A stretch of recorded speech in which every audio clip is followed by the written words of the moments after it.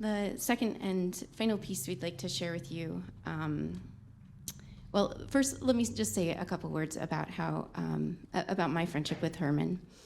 My name's Mary Larew. Herman and I were classmates together in the Oberlin Conservatory Composition Department. Our cohort had 12 students in it, and Herman was the only black student, and I was one of 2 women.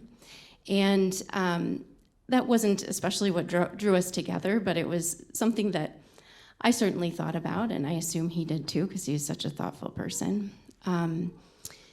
Herman wrote epic music. I know a lot of people are wondering, could we perform some of his music? And I would absolutely love to, but also it would require, well, when he and I premiered one of his violin sonatas, I spent a year learning it and doing basically nothing else on my violin, which I could do because I wasn't a violin major, I was a composition major. And so it was really a pleasure and an honor to get to know him over the course of that year, rehearsing every week, having coachings with different professors.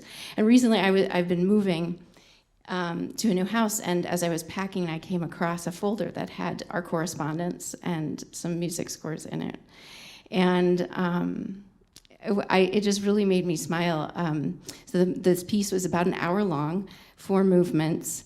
And in our program notes, I can't even tell which of us wrote them, because I think we both kind of enjoyed having kind of a highfalutin, slightly humorous writing style.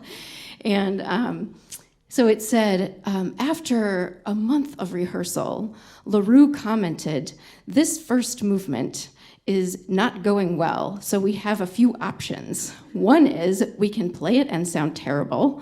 The second option is we can cut it, and the third option is you can rewrite it, Herman." And so Whitfield rewrote the first movement in a matter of days. So